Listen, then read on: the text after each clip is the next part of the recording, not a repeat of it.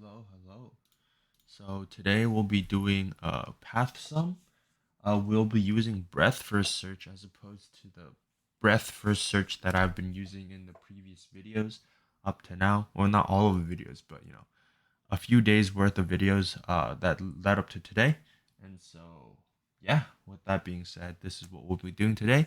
Given the root of a binary tree and an integer target sum, return true if the tree has a root to leaf path such that adding up all of the values along the path equals target sum. A leaf is a node with no children.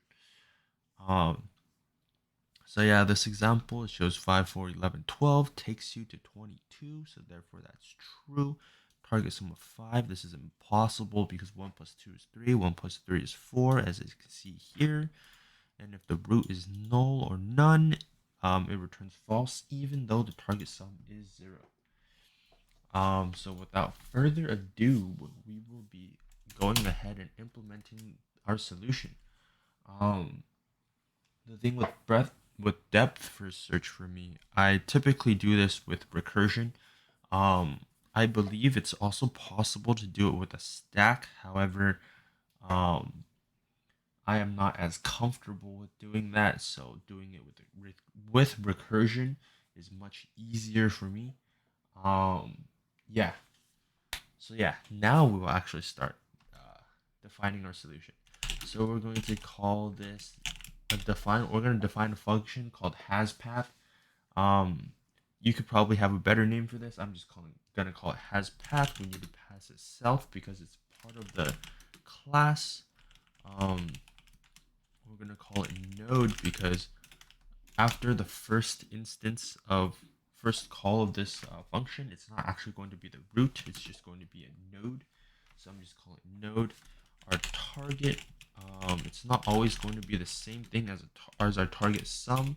Hopefully, because we're going to be reducing the number as we go down our path, and so I don't want it to be confused with target sum. Therefore, I'm going to be calling it target. So as we always do, we've got to start with our base case. If not node, return false.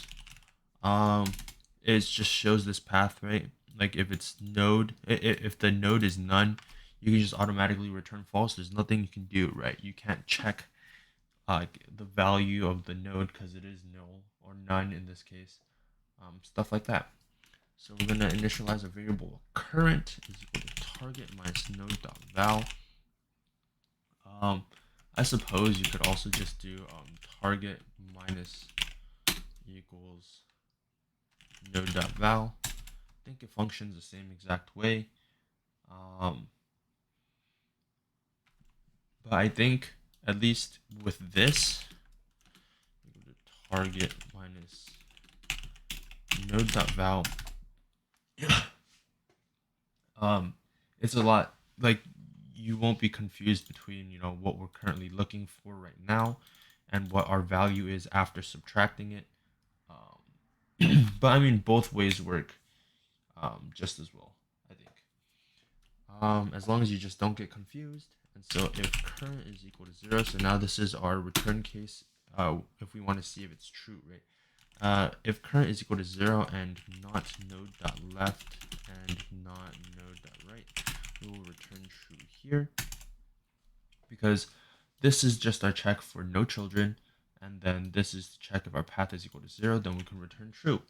If not, we will just automatically assume that this part is a part that threw a false, not this part. And because eventually if we do hit a null and the current and it's like either there is no children or it doesn't add up to 0. I mean, okay, since we're always assuming that, we'll eventually hit a place where there's no children, and then even if the value is negative, we'll just return a false here. So this is just our return true statement, right? And so we will just go down the path of return self that has path of node dot left and current, or self that has path node dot right current. Um, so yeah, we'll just go down the left path, and if it ends up being true, there's no point in assessing the right side. I'm pretty sure Python does that. So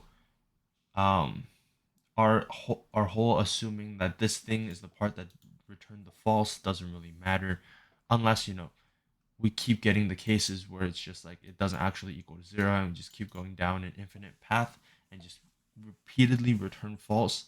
Um, this isn't too bad of a time complexity, and worst comes to worst, it's just an O of n. What do you call it? O of n. Uh,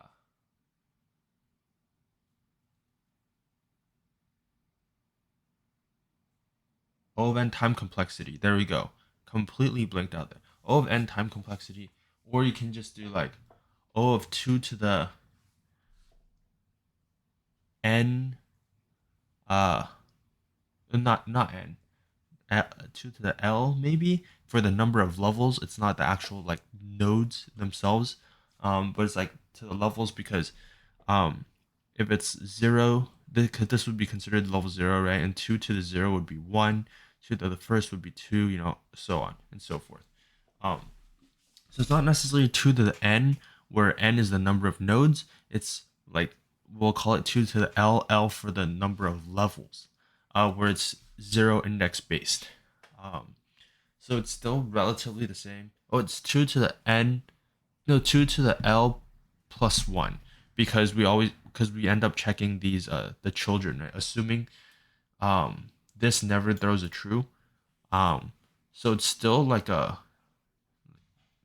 linear, um like even if all of these were filled out, this would be 0, 1, 2, 3, right? That would be 8 nodes at the bottom, and so we'd check 16 children at the bottom as well.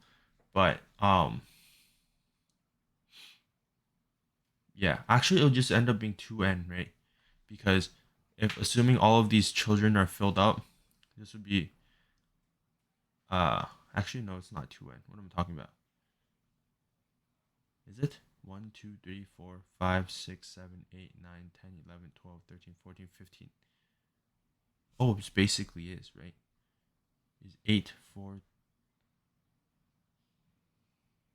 8, 4, 2, 1. That would be 15. So basically, yeah, 2n almost, right? So it's still like a linear time complexity. So this is still a great solution. Oh, whoops, didn't even completely finish our solution yet. We have to return self that has path, not node. We want to use root this time and target sum. And that's how we have our solution. So now let's submit this. And boom, we are done. All right. Thank you for watching.